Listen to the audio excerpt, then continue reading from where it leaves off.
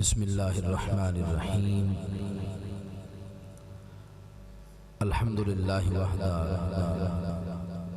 والصلاة والسلام علی من لا نبی بعدہ وعلی آلہ واصحابہ الذین اوفوا عہدا اما بعد فاعوذ باللہ من الشیطان الرجیم بسم اللہ الرحمن الرحیم لقد كان لكم في رسول الله أسوة حسنة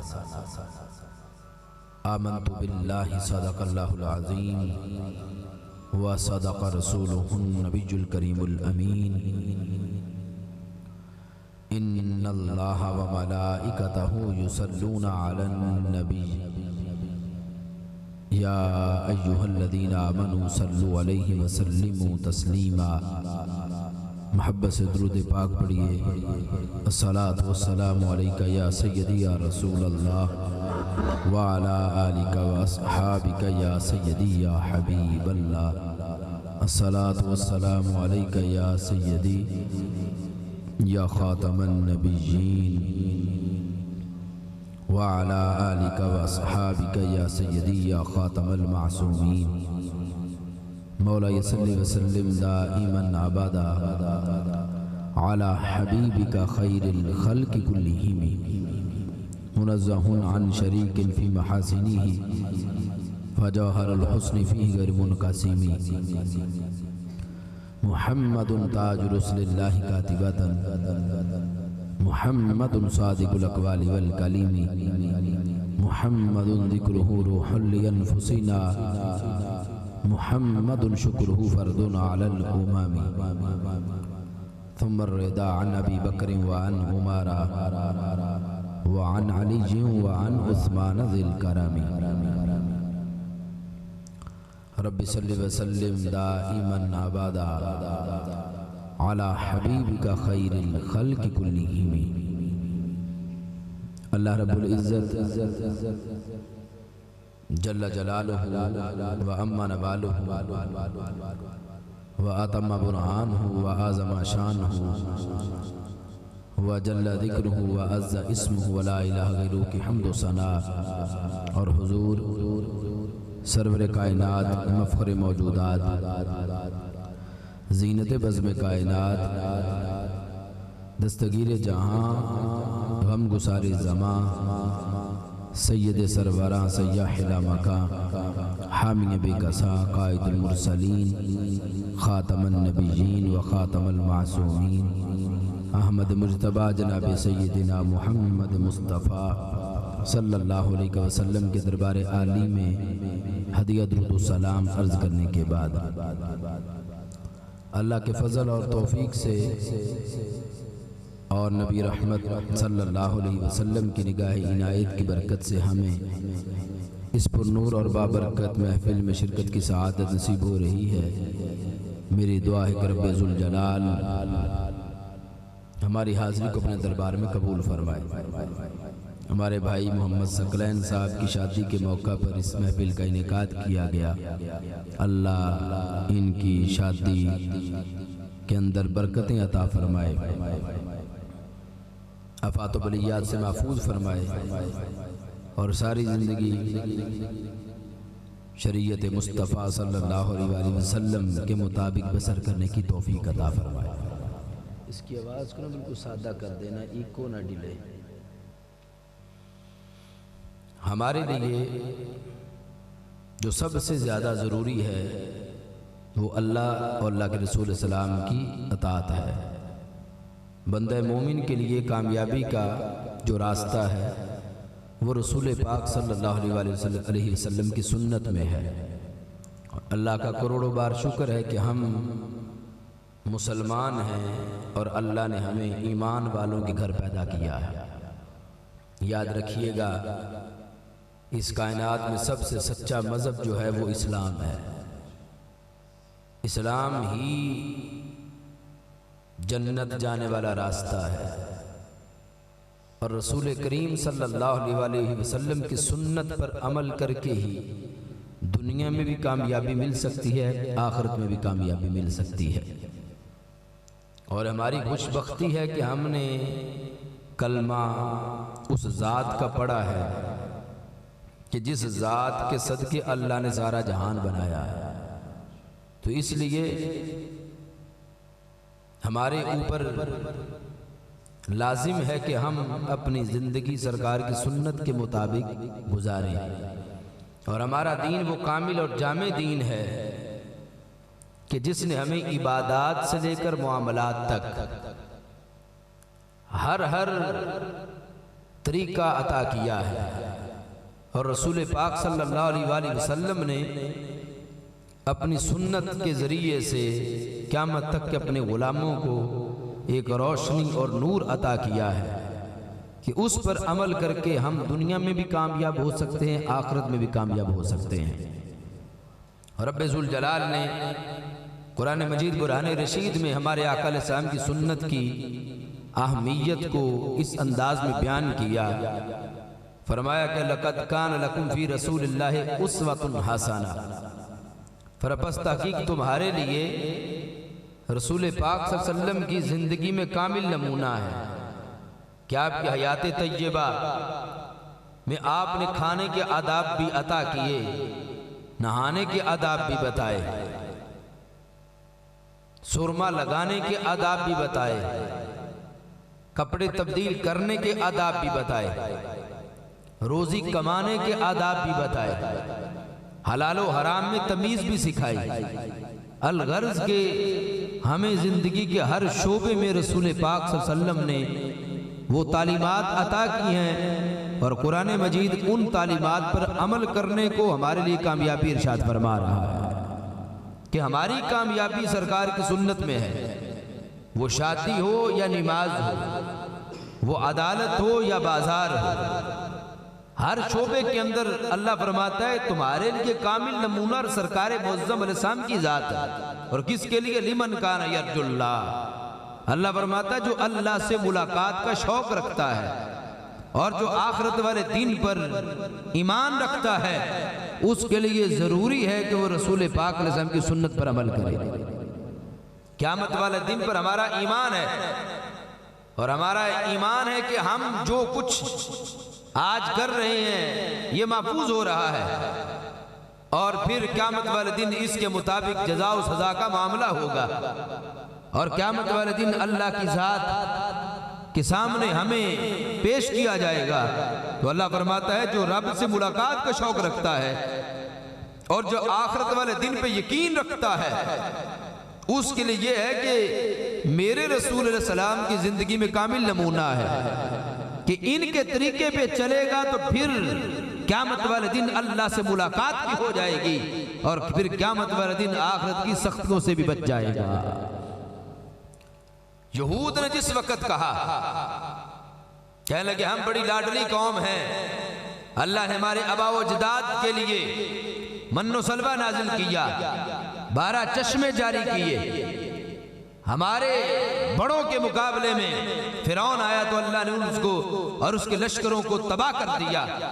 کہنے لگے ہمیں تو محمد مصطفیٰ علیہ السلام کی معذلہ ضرورت ہی نہیں ہے۔ رب ذوالجلال نے فرمایا قل ان کنتم تحبون اللہ فاتبعون یحببکم اللہ، اے محبوب علیہ السلام یہ یہود جھوٹ بولتے ہیں کہ انہیں آپ کی ضرورت نہیں ہے، فرمایا جو اللہ سے محبت چاہتا ہے وہ آپ کی سنت پر عمل کرے، جس وقت وہ آپ کے طریقے پر آپ کی سنت پر عمل کرے گا یحببکم اللہ، تو اللہ بھی اس بندے کو اپنا محبوب بنا لے گا۔ اور یہاں تک رب ذوالجلال نے فرمایا من یطع الرسول فقد اطاع اللہ، جس نے میرے رسول صلی اللہ علیہ وسلم کی اطاعت کی اس نے اللہ کی اطاعت کی، جس نے میرے رسول صلی اللہ علیہ وسلم کی فرما برداری کی اس نے اللہ کی فرما برداری کی۔ یعنی ہمارے آقا علیہ السلام کے طریقے کو اتنا جامع طریقہ قرار دے دیا، یہاں تک کہ یہ سنن ابن ماجہ میں حدیث ہے کہ ہمارے آقا صلی اللہ علیہ وآلہ وسلم نے جس وقت اپنی سنت اور اپنی حدیث کی جامعیت کو بیان کیا، اور ساتھ پھر قیامت کے قریب کے ایک فتنے کو جو منکرین حدیث کا تھا اس کا بھی ذکر کیا کہ برصغیر پاک و ہند میں منکر حدیث میں سے ایک بندہ تھا جو تکیے سے ٹیک لگا کے کہا کرتا تھا کہ میں اس کو حرام مانوں گا جس کو قرآن نے حرام کہا ہے، جس کو حدیث نے حرام کہا میں اس کو حرام ہی نہیں مانوں گا۔ یعنی وہ یہ تکیہ سے ٹیک لگا کے کہا کرتا تھا، اور ہمارے آقا علیہ السلام نے اس کیفیت کو 14 صدیاں پہلے بیان کر دیا۔ رسول پاک علیہ السلام نے فرمایا ایک وقت آئے گا کہ ایک بندہ تکیے سے ٹیک لگائے گا اور تکیے سے ٹیک لگا کے کہے گا کہ میں تو اس کو مانوں گا کہ حلال جس کو قرآن نے حلال کیا، اس کو حرام مانوں گا جس کو قرآن نے حرام کیا۔ کب وہ کہے گا میں سرکار کے حلال اور حرام کیے کو حلال و حرام نہیں مانوں گا۔ نبی علیہ السلام نے یہ فرمانے کے بعد کہا الا وَإِنَّ مَا حَرَّمَ رَسُولُ اللَّهِ صلی اللہ علیہ وسلم مِثْلُ مَا حَرَّمَ اللَّهِ۔ اے لوگوں یاد رکھو جس کو میں نے حرام کیا ہے وہ اسی طرح حرام ہے جیسے کسی چیز کو اللہ نے حرام کیا ہے۔ یہ میرے طریقے کی جامعیت ہے۔ فرمایا میرا رستہ وہ اللہ کے رستے سے جدا نہیں ہے، بلکہ میری شان ہے جس کو میں حرام کروں یوں حرام ہے جیسے اس کو اللہ نے حرام کیا ہے۔ یعنی اتنا عظیم طریقہ ہمارے آقا صلی اللہ علیہ وسلم کا ہے، اور یہ وہی طریقہ ہے جو میرے رب کا طریقہ ہے۔ بخاری شریف میں یہ حدیث ہے کہ رسول پاک علیہ السلام نے فرمایا من احدث فی امرنا ھذا ما لیس منہ فہو رد۔ فرمایا جس نے ایسا طریقہ شروع کیا جو ہمارے طریقے کے مخالف طریقہ ہے، جس کی اصل میرے دین سے نہیں، جس کی اصل میری سنت سے نہیں، فرمایا فہو رد۔ فرمایا وہ اللہ کے دربار میں قبول نہیں بلکہ وہ مردود طریقہ ہے۔ قبول طریقہ وہ ہے جو میرے دین کا اور میرے دین کے فیض والا طریقہ ہے۔ من احدث فی امرنا ھذا ما لیس منہ فہو رد۔ فرمایا میرے دین کے علاوہ جس نے میرے دین کی مخالفت والا طریقہ شروع کیا، فرمایا وہ مقبول طریقہ نہیں بلکہ وہ مردود طریقہ ہے۔ فرمایا مقبول طریقہ وہ والا ہے جو میرا ہے اور میرے طریقے سے ماخوذ کیا ہوا طریقہ ہے۔ اسی طرح ہمارے آقا صلی اللہ علیہ وآلہ وسلم نے فرمایا صحیح مسلم میں فرمایا اما بعد فإن خیر الحدیث کتاب اللہ۔ رسول پاک علیہ السلام فرماتے ہیں لوگوں بے شک سب سے بہترین بات اللہ کے قرآن کی بات ہے، سب سے بہترین۔ اور پھر فرمایا بخیر ہدی ہدی محمد صلی اللہ علیہ وسلم، اور سرکار فرماتے سب سے بہترین طریقہ میرا طریقہ ہے، میری سنت کا طریقہ۔ سب سے بہتر بات اللہ کے قرآن کی بات ہے اور سب سے اچھا طریقہ میرا طریقہ ہے۔ لہذا بدعات سے بچو میرے بھائیو، یہ بھی یاد رکھنا بدعات کی بھی قسمیں ہیں، بدعت سیئہ ہے، بدعت حسنہ ہے، بدعت مستحبہ ہے، بدعت واجبہ ہے۔ اس سے جس سرکار معظم صلی اللہ علیہ وسلم نے جس بدعت سے منع کیا، یعنی بدعت کہتے نئے کام کو، ہر نیا کام برا نہیں، وہ والا نیا کام برا ہے جو دین کے مخالف ہو۔ جس طرح کہ یہ آپ نے سپیکر لگایا، ابھی اس سپیکر سے شریعت مطہرہ کے ابلاغ کے لیے مدد لی گئی، یقیناً یہ سرکار کے دور میں نہیں ہے، تو بدعت لیکن سیاح نہیں۔ آج یہ مساجد کے اندر جو کچھ ہے یقیناً یہ سرکار کے حد میں نہیں تھا، آج ہے، تو اس کو بدعت سیاح نہیں کہیں گے۔ ان میں کئی کتنی باتیں ایسی ہیں بعد میں جو شروع ہوئیں، ان کو بدعت واجبہ بھی کہا گیا، کتنی بدعت مستحبہ ہیں کہ ان پر عمل کرنے سے ثواب ملتا ہے۔ اور یہ جس طریقے سے سرکار نے منع کیا، یہ وہ بدعت ہے کہ جس کے کرنے سے نبی علیہ السلام کی کوئی سنت ترک ہو جائے۔ ہمارے آقا نے فرمایا ہر بدعت سے بچو، ہر برے کام سے بچو، اور وہ والا کام جو برا ہے اور اس کے ذریعے سے میرے طریقے پر لوگ عمل نہیں کر سکے یا میری سنت کا جس سے ترک ہوا، میرے آقا علیہ السلام نے اس سے بچنے کا حکم عطا فرمایا ہے۔ پھر رسول پاک علیہ السلام نے، اور بخاری شریف میں یہ حدیث ہے، 3 بندے اللہ کو بڑے ناپسند ہیں، 3 بندے اب کتنا سرکار کا کرم ہے کہ رسول پاک علیہ السلام نے 14 صدیاں پہلے ہمیں بتا دیا کہ یہ 3 بندے ہیں جو رب کو ناپسند ہیں۔ آج جس وقت ہمیں پتا چلا ہم وہ کام کریں گے ہی نہیں اور ناپسندیدہ لوگوں میں شامل نہیں ہوں گے۔ وہ کون سے ہیں؟ نبی علیہ السلام فرماتے ہیں ملحد فی الحرم، حرم میں بے دینی پھیلانے والا، حرم میں۔ آج دیکھو حرم میں انہوں نے معاذ اللہ حجاز مقدس میں وہ سلطنت جو ہمارے آقا صلی اللہ علیہ وسلم کی ولادت با سعادت والی سرزمین ہے، وہاں انہوں نے سین میں معاذ اللہ کھول دیے، شراب کے اڈے کھول دیے، جوئے کے اڈے کھول دیے۔ تو میرے آقا نے فرمایا جو حرم میں بے دینی پھیلائے رب کو بڑا سخت ناپسند ہے، اور انہی کی وجہ سے آج پوری دنیا میں ملت اسلامیہ کافروں کے ظلم و تشدد کا شکار ہے کہ جنہوں نے قیادت کرنی تھی وہ خود ہی یہود و نصارہ کے سامنے لیٹ گئے۔ ادھر فلسطین سے لے کر کشمیر تک مسلمانوں کا خون بہتا رہا اور یہ اپنے عیاشیوں میں لگے رہے۔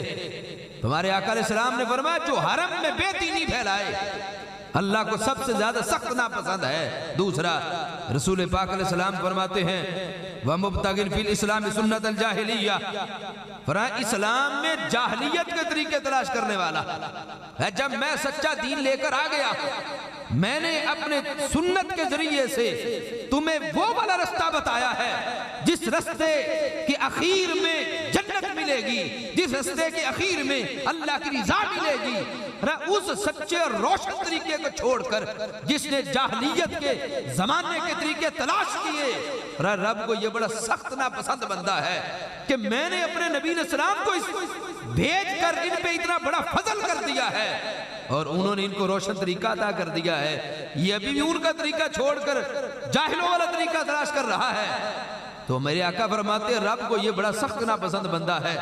اور تیسرا کسی مسلمان کا خون بہانے والا ناجائز خون، تو میرے آقا علیہ السلام فرماتے ہیں یہ بندہ بھی اللہ کی ذات کو سخت ناپسند ہے۔ پھر ایک مثال دے کر نبی علیہ السلام نے اپنی سنت کی اہمیت کو بیان کیا کہ سنت پر عمل کرنے کے اخیر میں ملتا کیا ہے۔ حضرت جابر رضی اللہ تعالیٰ عنہ فرماتے ہیں کہ ایک دن نبی علیہ السلام استراحت فرما رہے تھے کہ 2 فرشتے حاضر خدمت ہوئے۔ ایک کہنے لگا دوسرے سے ان کی جو شان ہے مثال دے کر سمجھاؤ۔ وہ کہنے لگا یہ تو حرام کر رہے ہیں، تو دوسرے نے جواب دیا کہنے لگا ان العین نائمۃ والقلب یقظان، وہ کہنے لگا ان کی آنکھیں سوتی ہیں لیکن ان کا دل جاگتا رہتا ہے۔ ان کی آنکھیں سوتی ہیں دل جاگتا رہتا ہے۔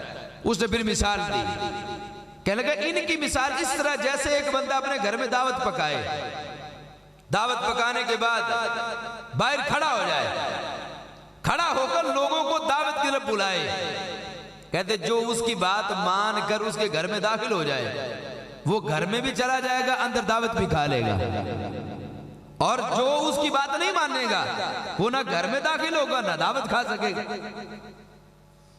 یہ مثال دے کر سمجھایا کہ سرکار کی سنت کی اہمیت کیا ہے۔ کہنے لگے اب یہ بتاؤ یہ جو تم نے مثال دی ہے اس مثال میں جو تم نے گھر کہا ہے وہ گھر کیا ہے، اور یہ جو ہستی بلانے والی تھی وہ کون سی تھی؟ وہ فرشتہ کہنے لگا وہ گھر جو تھا وہ گھر جنت ہے، اور بلانے والے نبی علیہ السلام ہیں، کہ جنہوں نے ان کی بات مان کر اور جنہوں نے ان کی اتباع کر لی وہ جنت میں داخل بھی ہو گیا، جنت کی نعمتوں سے فیض بھی پائے گا، اور جس نے ان کی بات نہ مانی وہ جنت میں بھی داخل نہیں ہو سکتا، پھر ٹھکانہ جہنم ہے۔ تو اس انداز میں سنت کی اہمیت کو مثال دے کر سمجھایا فرشتے نے، اور بعد والوں کو بتایا جن کا تم نے کلمہ پڑھا ہے ان کا کلمہ پڑھنے والے کے لیے اللہ نے جنت تیار کی ہوئی ہے، اور ان کے طریقے پر عمل کرنے والے پر اللہ تعالیٰ کی اتنی رحمتیں نازل ہوتی ہیں۔ بخاری شریف میں یہ حدیث موجود ہے کہ ہمارے آقا صلی اللہ علیہ وآلہ وسلم نے فرمایا کل امتی یدخلون الجنت الا من ابا، نبی علیہ السلام نے فرمایا میرا سارے غلام جنت میں جائیں گے، لیکن ابا کہہ کر چند کو مخصوص کیا کہ وہ نہیں جائیں گے۔ تو صحابہ نے پوچھا یا رسول اللہ صلی اللہ علیہ وسلم، یہ جن کے بارے میں آپ یہ لفظ فرما رہے ہیں، اس کا سبب کیا ہے کہ یہ ابا والے نہیں جائیں گے اور باقی آپ فرما رہے ہیں کہ میری ساری امت جنت میں جائے گی؟ تو میرے آقا علیہ السلام نے فرمایا من آتانی داخل الجنہ ومن عصانی فقد ابا، جس نے میری سنت پر عمل کیا، جس نے میری پیروی کی، جس نے میرا کلمہ پڑھا، داخل الجنہ یہ جنت میں جائے گا، پر جس نے میری نافرمانی کی ہے یہ نافرمان ہے، یہ جنت میں نہیں جا سکے گا، جہنم میں ڈال دیا جائے گا۔ تو آج اس لیے ہم جس رستے پر ہیں اللہ کے فضل سے، یہ رستہ جنت والا رستہ ہے، اور یہ طریقہ رسول پاک علیہ السلام کا یہ کامیابی والا طریقہ ہے۔ زمانے نے لوگوں نے طرح طرح کے طریقے گھڑے ہوئے ہیں، ہمیں طریقہ گھڑنے کی ضرورت نہیں ہے، ہمارے لیے سنت طریقہ سرکار نے خود بیان فرما دیا ہے۔ اب دیکھیے شادی کا موقع ہے، تو اس حوالے سے بھی صحابہ کرام علیہ رضوان کے جو معاملات، وہ بخاری شریف میں یہ حدیث موجود ہے کہ 3 بندے سرکار کی ازواج مطہرات امہات المومنین کی بارگاہ میں حاضر ہوئے، اور انہوں نے سرکار معظم صلی اللہ علیہ وسلم کی عبادات کے بارے میں سوال کیا کہ نبی علیہ السلام کس انداز میں عبادت کرتے تھے۔ ان کے نزدیک یہ تھا کہ نبی علیہ السلام ساری رات ہی جاگتے اور سرکار سارا دن روزہ رکھتے اور روزانہ روزہ رکھتے، لیکن جو امہات المومنین نے بیان کیا تو وہ کہنے لگے کہ سرکار کو تو عبادت کی ضرورت ہی نہیں ہے، اللہ نے ان کے صدقے سے ان کے پہلوں کو بھی معاف کر دیا، ان کے پچھلوں کو بھی معاف فرما دیا ہے، کہا ہمیں عبادت کی ضرورت ہے، اب ہم کیا کریں گے؟ ایک کہنے لگے میں ساری رات کی نماز پڑھوں گا، میں آرام نہیں کروں گا، ایک کہنے لگے میں روزانہ ہی روزہ رکھوں گا، تیسرے بولے کہنے لگے میں نکاح نہیں کروں گا۔ اب جس وقت یہ باتیں انہوں نے کر لی تو سید عالم صلی اللہ علیہ وسلم نے بلا کے کہا انتم الذین قلتم کذا و کذا، کیا تم نے یہ باتیں کی ہیں؟ تم کہہ رہے تھے کہ میں ساری رات عبادت کروں گا، تم کہہ رہے تھے کہ میں نکاح نہیں کروں گا، تم کہہ رہے تھے میں روزانہ روزہ رکھوں گا۔ انہوں نے کہا جی یا رسول اللہ صلی اللہ علیہ وسلم ہم نے کہا ہے، تو ہمارے آقا علیہ السلام نے فرمایا اما واللہ انی لا اخشاکم، خدا کی قسم تم میں سے سب سے زیادہ میں اپنے رب سے ڈرتا ہوں، تم میں سے سب سے بڑا متقی میں ہوں، لیکن میں آرام بھی کرتا ہوں، میں عبادت بھی کرتا ہوں، میں روزہ رکھتا بھی ہوں، چھوڑتا بھی ہوں، نفلی کے اعتبار سے، فرضی تو چھوڑ ہی نہیں سکتے، میں عبادت بھی کرتا ہوں، آرام بھی کرتا ہوں، میرا روزہ رکھتا بھی ہوں، چھوڑتا بھی ہوں، فرمایا میں نے نکاح بھی کیا ہے۔ یہ فرمانے کے بعد فرمایا فمن راغب عن سنتی فلیس منی، جس نے میری سنت کا انکار کیا وہ میرے سے ہے ہی نہیں ہے، جس نے میری سنت کا انکار کیا اس کا میرے ساتھ کوئی تعلق نہیں، پر میرا وہ ہے جو میری سنت پر عمل کرنے والا ہے۔ اور دوسری حدیث شریف میں یہ بھی نبی علیہ السلام نے فرمایا من احب سنتی فقد احبنی، جس نے میری سنت سے پیار کیا اس نے مجھ محمد سے پیار کیا۔ اور پھر دیکھیے آج جس وقت رشتہ کیا جاتا ہے تو کیا کیا چیزیں دیکھی جاتی ہیں؟ سب سے پہلے تو لوگ حسن و جمال دیکھتے ہیں، مال دیکھتے ہیں، ذات دیکھتے ہیں، یہ چیزیں دیکھتے ہیں نا، کہتے ہیں کہ حسین ہے کہ نہیں ہے، جائیداد ہے کہ نہیں ہے، ان کی برادری کون سی ہے؟ تو بخاری میں بھی یہ حدیث ہے اور یہ ابن ماجہ میں بھی ہے، نبی اکرم صلی اللہ علیہ وسلم نے فرمایا 4 وجوہات کی وجہ سے نکاح کیا جاتا ہے، پہلی مالہا والے حسبہا والے جمالہا، فرمایا مال کی وجہ سے، حسب کی وجہ سے، حسن کی وجہ سے۔ میرے آقا علیہ السلام فرماتے ہیں نہ مال کو مقدم کرو نہ جمال کو مقدم کرو، نہ برادری کو مقدم کرو، پھر آپ مقدم کرنا ہے تو اللہ کے دین کو مقدم کرو۔ یہ دیکھو کہ اس کی دین میں کیا مہارت ہے، دین کے اندر اس کی لگن کیا ہے، کیا بدعقیدہ تو نہیں، کیا اسلام دشمن تو نہیں۔ آج ہم نے اپنی آنکھوں سے دیکھے ایسے معاملات، کتنے لوگوں نے رشتہ کرتے ہوئے مال دیکھا، جمال دیکھا، مربع دیکھے، دین دیکھا ہی نہیں۔ جب دین نہیں دیکھا تو خاندانوں خاندان تباہ ہو گئے۔ تو اس لیے ہمارے آقا علیہ السلام نے فرمایا ہاں یہ چیزیں ثانوی حیثیت رکھتی ہیں، مال جمال یہ سب کچھ بعد میں ہے، پہلے نمبر پر دین ہے۔ سب سے پہلے دیکھو اس کا عقیدہ درست ہے کہ نہیں ہے، اگر عقیدہ درست ہے پھر بعد میں مال بھی دیکھو گے، جمال بھی دیکھو گے، تو پھر وہ بعد کی باتیں ہیں۔ جس نے دین مقدم کیا اللہ دین کی برکت سے اس کو فیض یاب کر دے گا۔ اور اللہ اکبر، نعرہ حیدری، نعرہ تحقیق، نعرہ غوثیہ، ہر صحابی نبی جنتی جنتی، ہر صحابی نبی جنتی جنتی، تاجدار ختم نبوت، تاجدار ختم معصومیت زندہ باد۔ نبی علیہ السلام نے فرمایا لا تزوجوا النساء لحسنہن، یہ دوسری حدیث شریف میں، کسی بھی عورت سے شادی اس کے حسن کی وجہ سے نہ کرو۔ کیوں؟ فرمایا ہو سکتا ہے کہ اس کا حسن اس کو ہلاک کر دے۔ پھر فرمایا ولا تزوجوهن لاموالهن، کسی عورت سے بھی شادی اس کے مال کی وجہ سے نہ کرو۔ کیوں؟ پھر ہو سکتا ہے اس کا مال اس کو سرکش کا بنا دے، وہ تمہاری نافرمانی کرنی شروع کر دے۔ بلکہ میرے آقا صلی اللہ علیہ وسلم فرماتے وَلَكِنْ تَزَوَّجُوهُنَّ عَلَى الدِّينِ، شادی کرو تو سب سے پہلے اس کا دین دیکھو۔ تو یہ سنت رشتے میں بھی سرکار نے عطا کی ہوئی ہے، اور اگر ہم اس پر عمل کریں گے تو انشاءاللہ نسلیں بھی خوشبودار رہیں گی۔ دیکھو ہم نے کتنا لوگوں کو بتایا، اور یہ کتنا حق ہے۔ کہتے غوث پاک رضی اللہ تعالیٰ عنہ مادرزاد ولی تھے، جب پیدا ہوئے تو پیدائشی روزہ رکھتے تھے، لیکن یہ بھی دیکھو کہ حضرت غوث پاک کی اماں جان حضرت سیدہ فاطمہ ام الخیر کی کتنی بڑی شان ہے، آپ کے والد گرامی کی کتنی بڑی شان ہے، آپ کے نانا آپ کے دادا کتنے بڑے متقی پرہیزگار تھے۔ اس بنیاد پر رسول پاک علیہ السلام نے فرمایا جب رشتہ کرنے لگو دین مقدم کرو، دین مقدم کرو گے تو اللہ اس دین کی برکتیں تمہیں اولاد میں بھی عطا فرما دے گا۔ بلکہ فرمایا اللہ سے کیا مانگو؟ فرمایا رب سے مانگو شکر کرنے والا دل اور ذکر کرنے والی زبان، وزوجتن مؤمنہ، اور ایمان والی بیوی۔ کون سی؟ فرمایا وہ بیوی جو تمہاری آخرت میں مدد کرے، جو آخرت کے لحاظ سے مدد کرے، ایسی بیوی کا انتخاب کرو، اور اللہ سے ایسی بیوی مانگو جو امور آخرت میں تمہاری مددگار کرے۔ یہ نہیں کہ اس کی روزانہ لڑائی دنیا داری کے لحاظ سے ہو، فرمایا اس کو فکر ہو تو تمہاری آخرت کی اور اپنی آخرت کی فکر ہو۔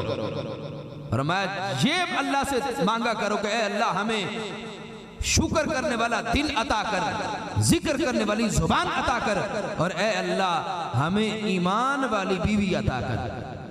اس بنیاد پر میرے بھائیوں خود رسول پاک صلی اللہ علیہ وآلہ وسلم نے ارشاد فرمایا کنز الامال میں یہ حدیث ہے فَالْقَائِمُ بِسُنَّتِ عِنْدَ فَسَادِ أُمَّتِ لَهُ أَجْرُ شَهِيدٍ، فرمایا فساد امت میں جو میری سنت پر قائم رہے گا اللہ اس کو شہید کا ثواب عطا کرے گا۔ فساد امت میں کہ سنت کو ترک کیا جا رہا تھا، سنت کا مذاق اڑایا جا رہا تھا، لیکن یہ سنت پر قائم رہا۔ اس نے کہا میں نے فیشن کا کلمہ نہیں پڑھا، بلکہ میں نے کلمہ پڑھا ہے تو رسول پاک علیہ السلام کا پڑھا ہے، میں سرکار کی سنت پر عمل کروں گا۔ میرے آقا فرماتے ہیں فساد امت میں میری سنت پہ عمل کرنے والے کو اللہ شہید کا ثواب عطا کر دے گا۔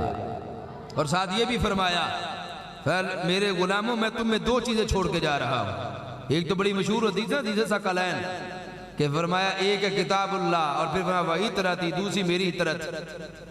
اور ادھر حدیث میں کیا ہے؟ میرے آقا نے فرمایا خلفت فیکم شیئین، وہ دو چیزیں چھوڑ کے جا رہا ہوں۔ فرمایا لن تدلوا بعدہما، فرمایا اس کے بعد تم گمراہ نہیں ہوگے۔ وہ دو کون سی ہیں؟ فرمایا ایک اللہ کی کتاب قرآن و سنتی و پھر میری سنت۔ فرمایا اللہ کا قرآن اور میری سنت، جس نے اس کو تھام لیا کبھی بھی گمراہ نہیں ہوگا۔ اور فرمایا میری سنت اور قرآن ایک دوسرے سے جدا نہیں ہوں گے حتیٰ یاردا علی الحوض، فرمایا یہاں تک کہ حوض کوثر پہ میرے ساتھ ملیں گے آگے۔ وہ سنت قرآن سے جدا نہیں ہوگی، قرآن سنت سے جدا نہیں ہوگا۔ اس انداز میں ہمارے آقا صلی اللہ علیہ وسلم نے سنت کی اہمیت کو اجاگر کیا۔ اور جس نے قرآن اور میری سنت کو تھام لیا، فرمایا اس بندے کو اللہ کی ذات ہمیشہ صراط مستقیم پہ چلتا رکھے گی اور یہ ہمیشہ ہدایت پہ چلتا رہے گا۔ بات کو اختتام کی طرف لائیں۔ ہمارے آقا صلی اللہ علیہ وسلم نے آج کے عہد کے جو فتنے ہیں ان کا بھی ذکر کیا کہ آج کتنے بدعقیدگی کے فتنے، بدعملی کے فتنے۔ ایک دن نبی اکرم صلی اللہ علیہ وسلم نے خطبہ دیا۔ حضرت ارباز بن ساریہ رضی اللہ تعالیٰ کہتے ہیں خطبہ ایسا تھا کہ ہمارے دل ڈر گئے اور ہماری آنکھوں سے آنسو جاری ہو گئے۔ ہم نے کہا یا رسول اللہ صلی اللہ علیہ وسلم، یہ تو الوداعی خطاب لگتا ہے کہ جیسے آپ دنیا سے تشریف لے جا رہے ہیں اور آپ نے ہمیں یہ خطبہ دیا۔ عرض کیا محبوب آپ ہمیں حکم دیں ہم کیا کریں؟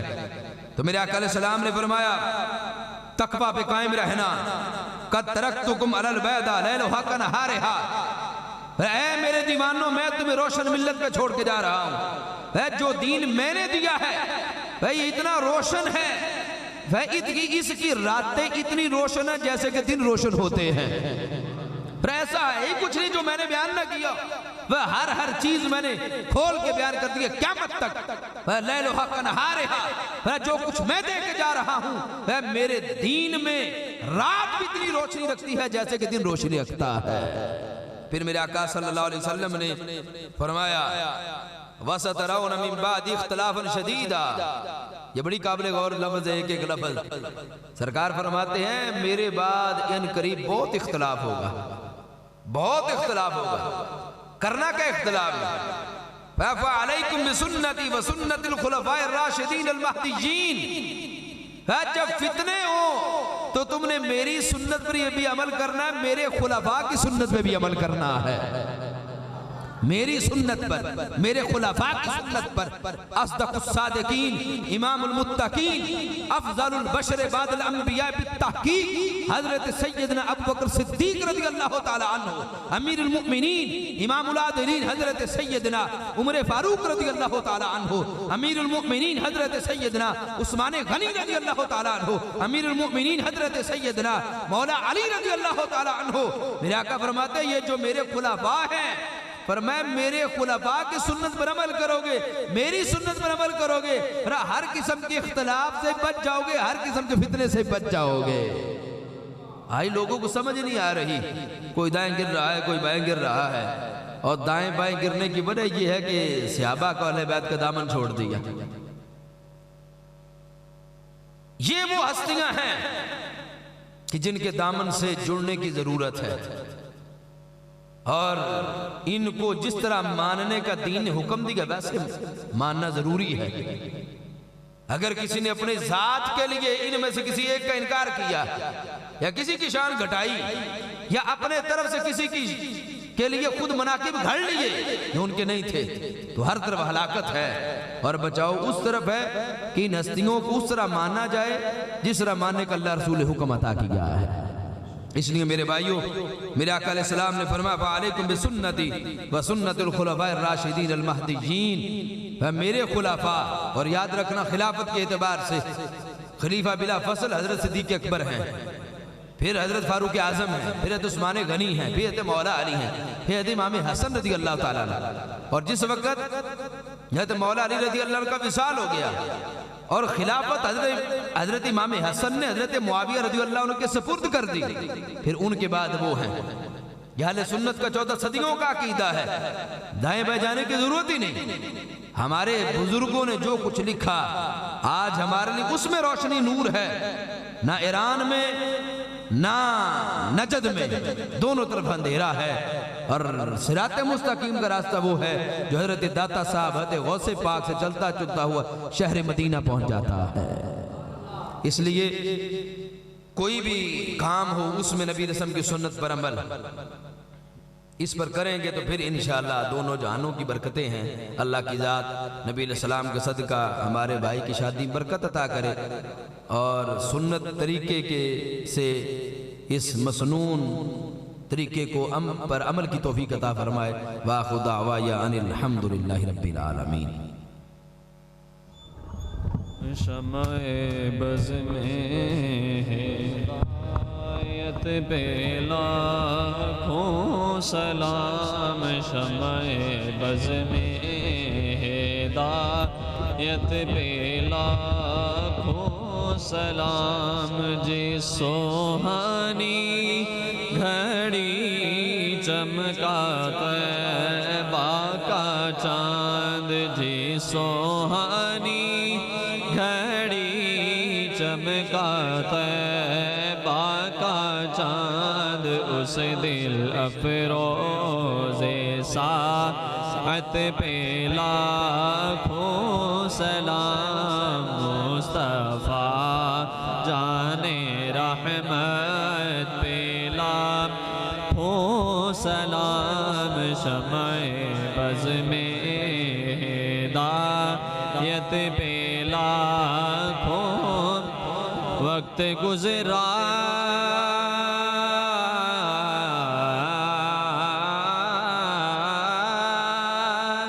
ہے جو آپ کی یاد میں، وقت گزرا ہے جو آپ کی یاد میں، اس گھڑی کی سعادت پہ لاکھوں سلام، مصطفیٰ جان رحمت پہ لاکھوں سلام، شمع بز میں ہدایت پہ لاکھوں یا الہی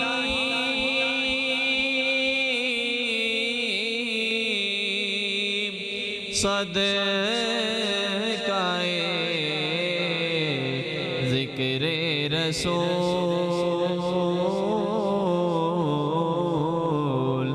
یہ سلام آج زانہ ہو قبول۔